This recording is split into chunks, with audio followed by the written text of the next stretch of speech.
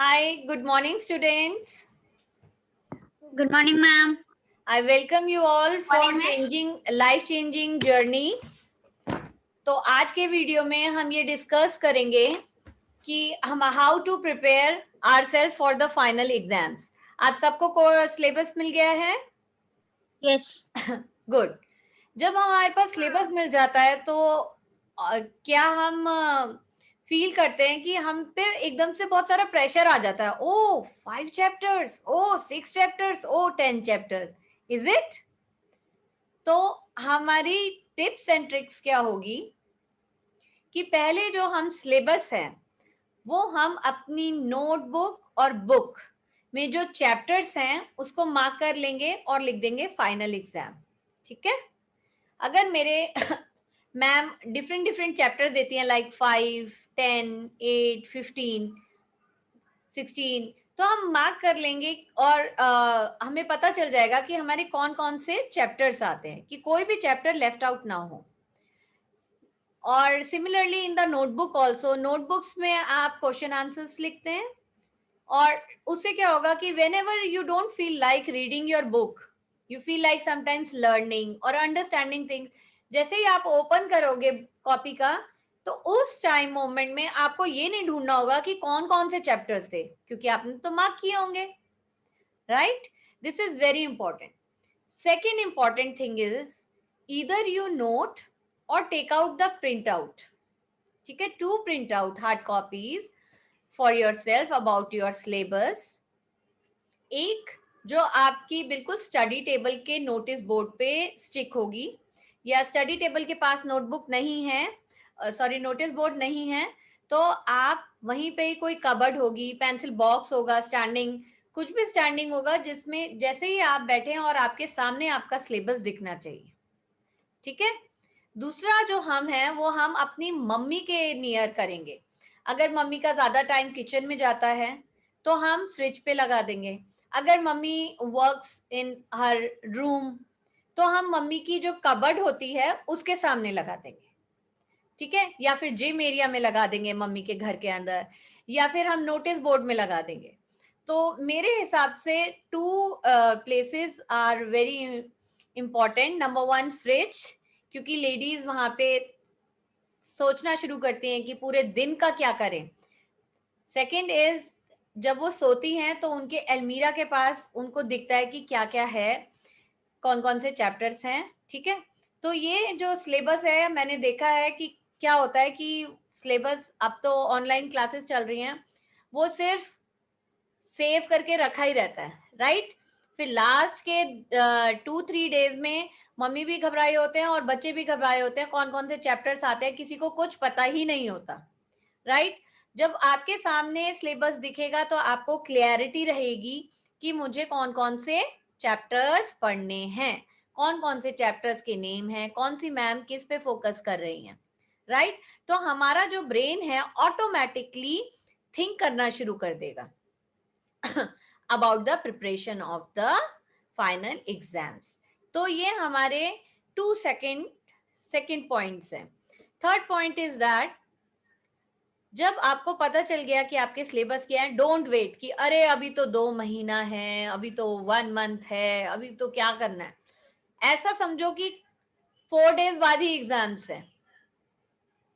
जैसे अभी भी 2.5 मंथ्स हैं बच्चों के लिए, शायद 1.5 मंथ है जिनके मिडल ऑफ मार्च में होने वाले हैं, तो फरवरी एंड 15 डेज ऑफ मार्च.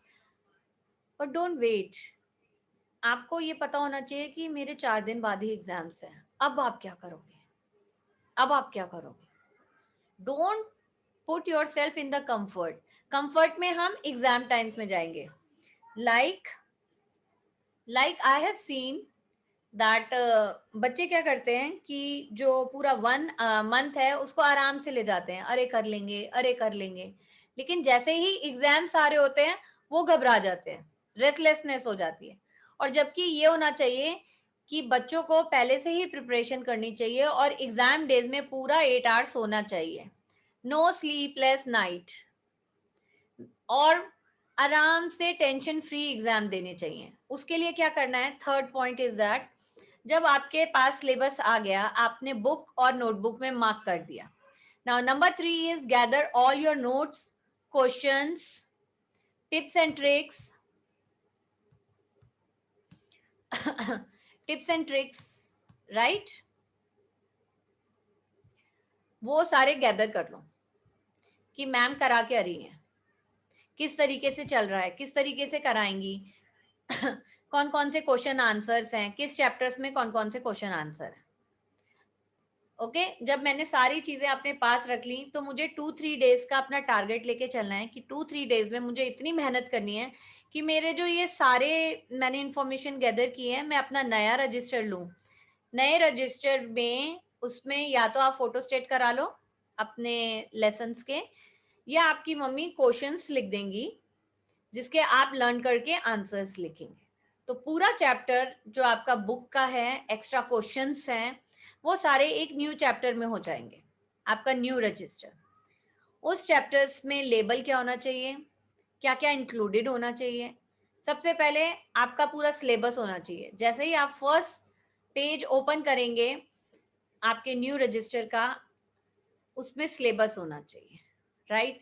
अगर आप बड़ी क्लासेस में हैं, 8th class onwards, 7th class onwards, तो आपको हर एक चैप्टर के अलग अलग सॉरी हर एक सब्जेक्ट के अलग अलग रजिस्टर बन मेंटेन करने चाहिए. अगर आप 5th में हैं, 6th में हैं, 3rd में हैं, तो 1 chapter will be fine, 1 register will be fine to maintain. Okay तो हमने इंक्लूड किया सिलेबस, ऑल फोटो स्टेट्स, या आप लिख सकते हैं क्वेश्चन आंसर्स, वो लिखे उस रजिस्टर में मेंशन किए ऑलरेडी. मैं तो कहूंगी फोटो स्टेट ही कर लीजिए जिससे आपको प्रॉब्लम ना हो. सबके घर में अब प्रिंटर्स हैं, फोटो स्टेट मशीन्स हैं, right? Third one is that summary ढूंढिए अपने चैप्टर्स की. ठीक है, जो question answer fill in the blanks में नहीं होती वो समरी होती है, या तो आपको इंटरनेट पे मिल जाएगा, या फिर जब आपने रीड किया होगा चैप्टर तो जो हाइलाइट्स होते हैं, हाइलाइटर से आप हाईलाइट करते हैं, वो होती है. ठीक है, try to find out the summary on the Google Meet, या मैम से आप रिक्वेस्ट करो, या आप अपनी ट्यूशन मैम से रिक्वेस्ट करो. जब सारा मैटर मिल जाता है तब हम स्टार्ट करते हैं लर्निंग. सो आपने देखा एग्जाम से पहले तो अभी हमें प्रिपरेशन करनी है कि हमें अपना रजिस्टर कैसे मेंटेन करना है, हमें सिलेबस जो हमारी मैम ने दिया है उसको आपको कैसे स्टिक करना है in front of your eyes, की जब आप खेल के भी आए तभी आपके सामने यू कैन सी कि अरे मेरे ये चैप्टर्स थे एंड आई एम हैप्पी कि मैंने ये चैप्टर्स कर लिए. You are all aware, you have the clarity in your mind. Also जब आपके पास सारे नोट्स आपके पास होंगे, क्वेश्चन आंसर्स आपके पास होंगे एक ही रजिस्टर में, तो it will be handy for you and your mom also. अगर मम्मी कहीं बिजी है तो आपने वही रजिस्टर में नोट का रिवाइज कर लिया, अदरवाइज आपकी मम्मी ने जब आपको रिवीजन के लिए बुलाया तो आपने वही रजिस्टर उनको दिखा दिया. Okay now in today's session I will also introduce one concept, one chapter in 1 hour. एक चैप्टर 1 घंटे में कैसे समझ सकते हैं, कैसे फर्स्ट टाइम उसे लर्न कर सकते हैं. ठीक है, थोड़ा सा कैलकुलेटिव होना पड़ेगा. पहले 10 मिनट्स में जो चैप्टर की समरी होती है, लाइक छोटे बच्चों में भी ये देखा गया है, वो पीछे के question answer fill in the blanks read करते रहते हैं. लेकिन आप नोटिस करेंगे हर एक चैप्टर के बाद, चाहे इंग्लिश हो, साइंस हो, किसी में भी हर एक में समरी दी होती है कि चैप्टर है किस बारे में, राइट? चैप्टर में क्या क्या हाईलाइट पॉइंट्स हैं, चैप्टर है किस बारे में. अगर ट्रांसपोर्टेशन है तो ट्रांसपोर्टेशन के मोड्स दिए होते हैं, डेफिनेशन दी होती हैं, एग्जाम्पल्स दिए होते हैं, बट इन अ नटशेल दिया होता है. तो समरी आपको रीड आउट करनी है, वही समरी आपको रजिस्टर में लिखनी भी है. देन 15 मिनट्स आपको फटाफट से उस चैप्टर में सिर्फ ये पता करना है कि डेफिनेशन क्या है, उसको हाईलाइट करना है, एग्जाम्पल्स क्या हैं उसको हाईलाइट करना है, और बोल्ड आपने देखा होगा बुक में भी बोल्ड लेटर्स में लिखा होता है, लिखे होते हैं ना कुछ वर्ड्स, वो हाईलाइट करने हैं. तो those are important. After 25 minutes जब मैंने 10 मिनट्स में समरी रीड कर ली, मुझे पता चल गया फटाफट से कि ये चैप्टर है किस बारे में और इसमें क्या क्या है। फिर मैंने फटाफट रीडिंग 15 मिनट्स में हाइलाइट्स को अंडरलाइन कर लिया। ठीक है, रीड किया, अंडरलाइन कर लिया। क्लॉक देख देख के करना है, ऐसे नहीं कि बैठ गए धीरे चल रहा है, नो। 1 आवर पढ़ना है तो पढ़ना है, नहीं पढ़ना तो नहीं पढ़ना है।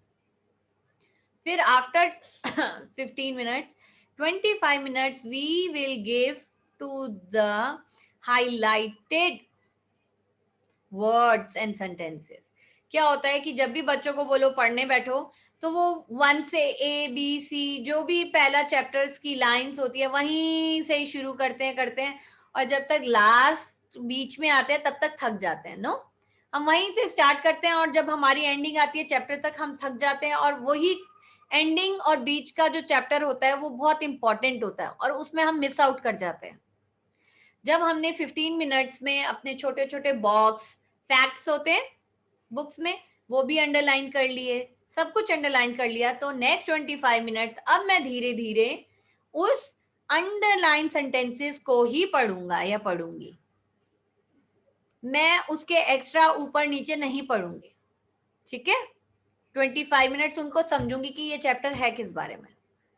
फिर जब लास्ट में 10 मिनट्स बच जाएंगे तब मैं उसे रिकॉल करूंगी।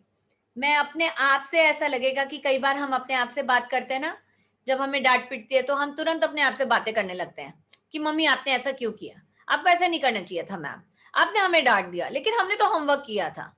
ऐसे ही चैप्टर्स में भी होना चाहिए। ठीक है, कि इस चैप्टर में ट्रांसपोर्ट था, फिर क्या था, डेफिनेशन थी, फिर क्या था, मोड्स थे, फिर क्या था, उनके यूजेस थे, फिर क्या था, इवेल्युएशन था, रेवोल्यूशन था। और अगर नहीं समझ आए तो थोड़ा थोड़ा चुपके चुपके देख सकते हैं। ऐसे जब आप प्रैक्टिस करते रहोगे तो यू विल फाइंड कि 1 आवर में 1 चैप्टर भी आपको ऐसा लगेगा कि फटाफट से हो गया और लर्निंग इफेक्टिव रहेगी। ठीक है, आई होप आप लोगों को मेरी वीडियो यूजफुल लगी होगी और पसंद आई होगी। Right, bye bye.